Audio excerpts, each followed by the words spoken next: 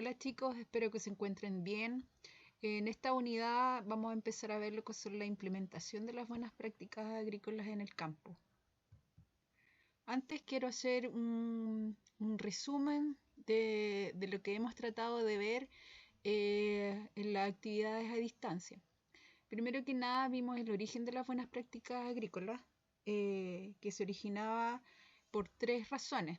¿Ya? Primero que nada, porque empezaron a enfermarse personas por consumir productos frescos, que son las verduras y las frutas, que se supone que son los productos más sanos. Segundo, porque habían productos que estaban contaminados con productos que son químicos, agroquímicos, o en el caso de los productos pecuarios, con medicamentos de uso veterinario por malas prácticas. Y además porque todo esto empezó a traer como consecuencia la exigencia de mercados externos de productos que fueran sanos. ¿Ya? También vimos que la calidad y la iniquidad son dos cosas distintas. La calidad es lo que nosotros podemos determinar como las características deseables que tiene un producto, ya generalmente son externos, que por ejemplo cuando uno va a elegir una manzana o una verdura al mercado, ya se fija primero en su apariencia, ¿ya? Sin embargo, esa calidad no te asegura que el producto realmente esté sano y no te vaya a causar algún daño. Y ahí es donde empieza el término de la inocuidad, que es asegurar que el producto al consumirlo en cualquiera de sus formas no te va a causar ningún daño. ¿Ya? Después tratamos de ver en términos generales lo que eran las buenas prácticas agrícolas. No alcanzamos a ver las buenas prácticas de manufactura y más adelante veremos lo que son las buenas prácticas ganaderas. Pero en el fondo las tres son normas y recomendaciones técnicas que se le entregan al productor para lograr productos inocuos. ¿Ya?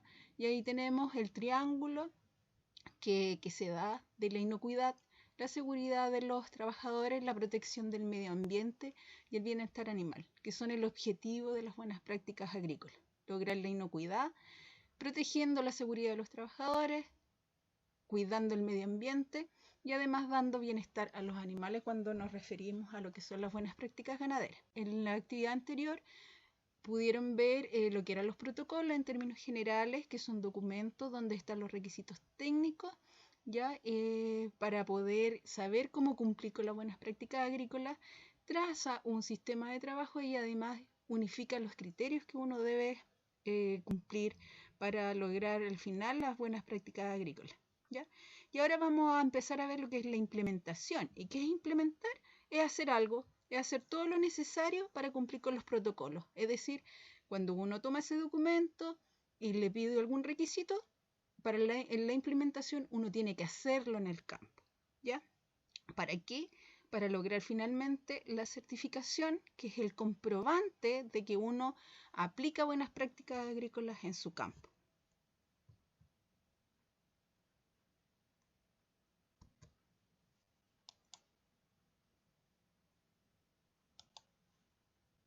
Ahora bien, en las buenas prácticas, cuando uno implementa todo esto en su campo, tiene que tener algún respaldo escrito de todo lo que hace, evidencia de que lo está haciendo, ¿ya? Y ahí se genera el manual de buenas prácticas agrícolas, que es una serie de documentación que uno tiene que presentar en el momento de la certificación y que la persona externa o la persona externa que viene a certificar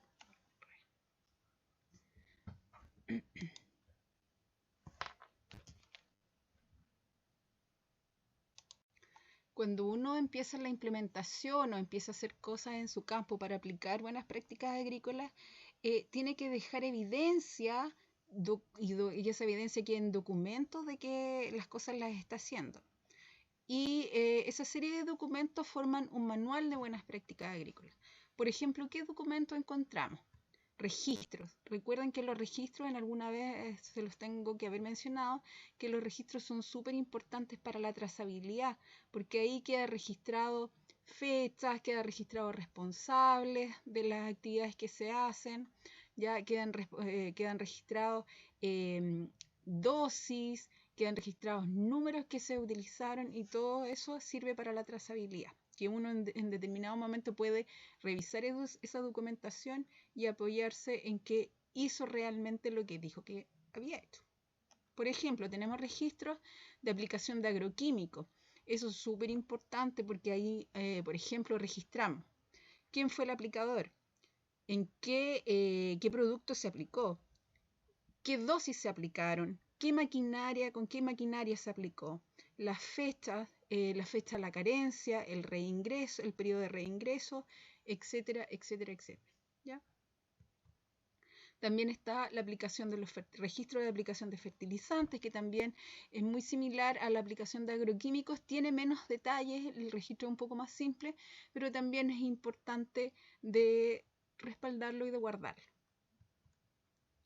También de tener registros de labores culturales, por ejemplo, las podas, en qué fechas se hicieron, la desinfección de las herramientas, las que se podó, con qué producto se utilizó para desinfectar, la limpieza de los regueros, en qué fecha se hizo, quiénes la hicieron, qué canales se limpiaron, por ejemplo, si tuviéramos un registro de limpieza de los canales, y así sucesivamente. Como les decía, también es importante tener un registro de desinfección y limpieza de implementos de cosecha, por ejemplo, que es súper delicado el tema de la cosecha, maquinaria, herramientas de poda, etcétera, etcétera. La mantención de los tractores, por ejemplo, también es importante tener un registro.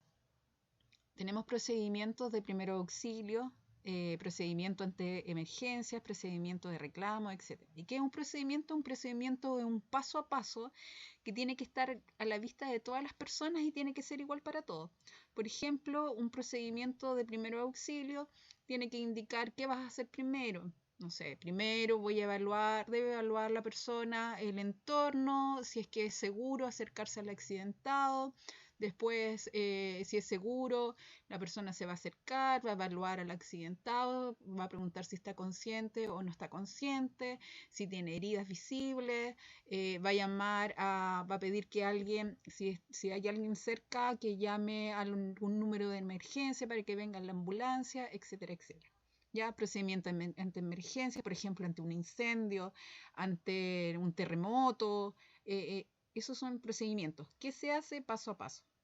También procedimiento ante reclamos. Recuerden que nosotros estamos vendiendo productos a clientes y ese cliente puede estar insatisfecho con lo que nosotros estamos vendiendo. Y también tenemos que tener un procedimiento ante los reclamos de los clientes, posibles reclamos de los clientes, cómo vamos a actuar frente a eso. También dentro del manual se deben adjuntar políticas de la empresa y en el fondo las políticas de la empresa son buenas intenciones que tiene la empresa respecto a algún tema que sea importante dentro de las buenas prácticas. Por ejemplo, la protección del medio ambiente, por ejemplo, la seguridad de los trabajadores.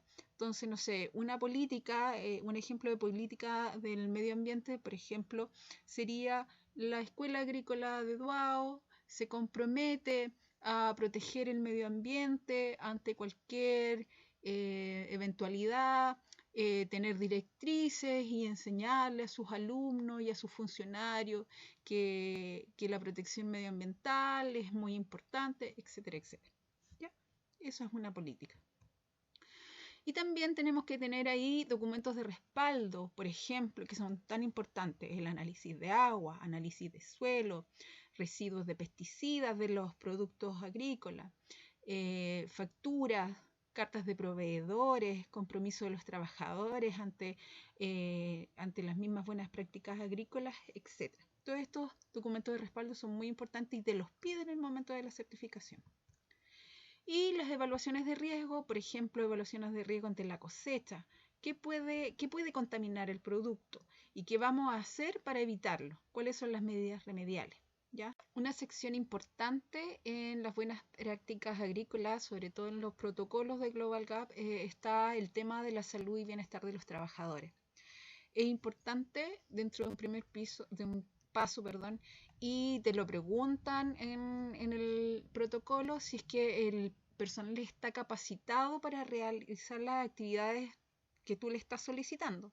Entonces, por ejemplo, un trabajador que es aplicador, que realiza aplicaciones de agroquímicos, tiene que estar capacitado y la ley exige ahora en Chile que el aplicador debe tener un carnet de aplicador extendido por el SAC, ¿ya?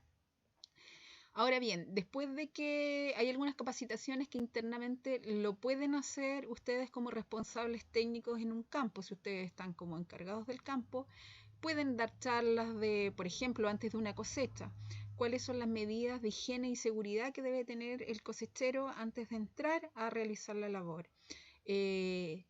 Toda capacitación que ustedes den o que el trabajador reciba, ustedes tienen que asegurarse que esté debidamente respaldada, ya sea con un diploma o si ustedes la dan internamente, hacer un registro de la capacitación.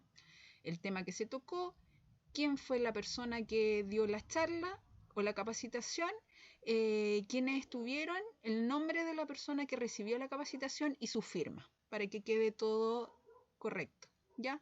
También dentro de los derechos o el bienestar que tienen que tener los trabajadores, deberíamos nosotros proporcionarles servicios higiénicos que sean los adecuados, sobre todo el año, pero sobre todo en el momento de la cosecha, donde se tiene que mantener una higiene adecuada.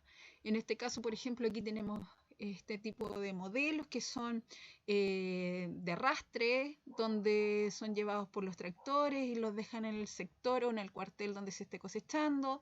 Tiene un baño para mujer y otro para hombre, y al centro, si ustedes se dan cuenta acá, tiene agua potable para lavarse las manos, ahí deberíamos proveerles de jabón y también de toalla nueva para poder secarse las manos, ¿ya? Y obviamente los implementos de seguridad, que esto es súper importante, deben que ser implementos de seguridad que sean adecuados a la actividad que está realizando el trabajador. Si el trabajador va a realizar una aplicación, tiene que tener su traje de aplicador, los guantes que son de nitrilo, que son los verdes que le da la protección, la mascarilla que sea la adecuada, las botas de goma, etcétera, etcétera. Por ejemplo, en el caso de la señora acá, que está realizando, me imagino, tenemos por ejemplo el caso de la señora que está realizando una actividad al todo el sol, al aire libre. Bueno, y obviamente ella está implementada como corresponde, con sus lentes de sol, que son de seguridad además, su gorro legionario, guantes, como está con una tijera que la protege de cualquier corte, ¿ya? Y es súper importante que cada vez que ustedes entreguen un implemento de seguridad, el trabajador firme de que ustedes se lo entregaron, ¿ya? Porque si el trabajador sufre un accidente, ya se va a revisar si es que estaba con sus implementos de seguridad o no. Y si no estaba y fue porque ustedes no se lo entregaron, me refiero a ustedes cuando sean responsables tengan personal a cargo y ustedes son responsables de esa persona, la responsabilidad va a ser de ustedes y no del trabajador. En cambio, si el trabajador tiene firmado que recibió un implemento de seguridad y que no lo estaba usando, la responsabilidad es del trabajador y ustedes están respaldados. Eso es súper importante. Antes de eso, quería también, tengo que agregarles que cuando uno entra a trabajar a un lugar, que sea el que sea, ya sobre todo en esta parte agrícola, todo trabajador tiene derecho, hay un punto que se llama el derecho a saber, que todo trabajador debe saber qué riesgos tiene al realizar la actividad por la cual lo están contratando. ¿Ya? Ese es el derecho a saber qué riesgos corro yo de realizar la actividad por la cual me están contratando, ¿ya?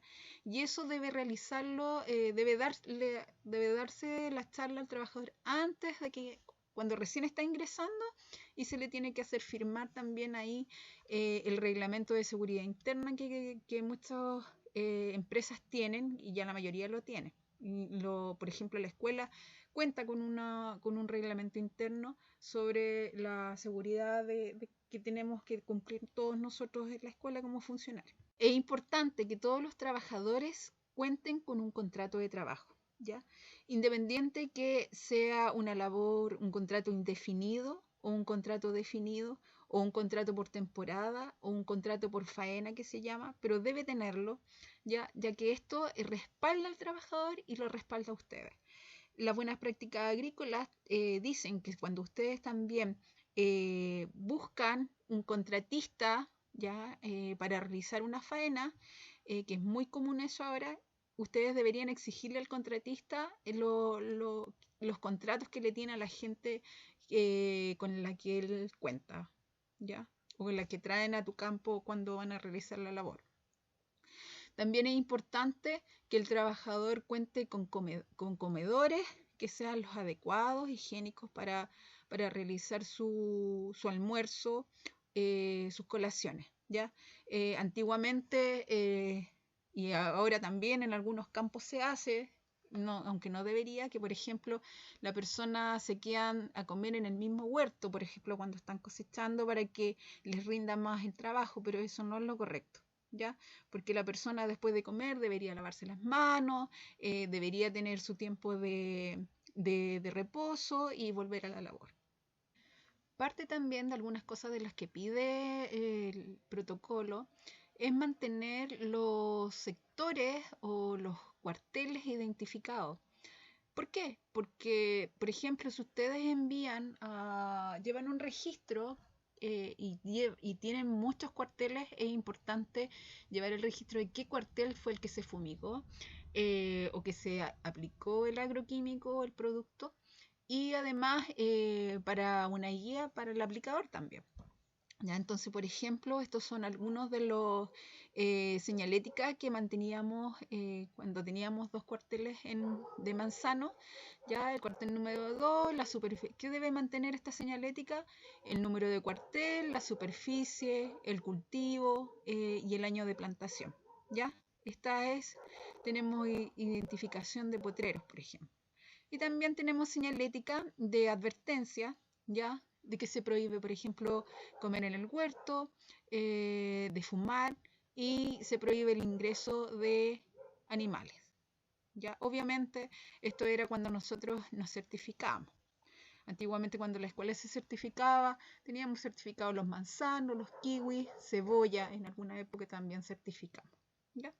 Y también señalética de seguridad, que por ejemplo aquí indica que cuando está la bandera roja puesta en el lugar en este lugar, está prohibido el ingreso al potrero, al sector o al cuartel, porque está fumigado, está aplicado o ha sido realizada alguna aplicación de pesticida.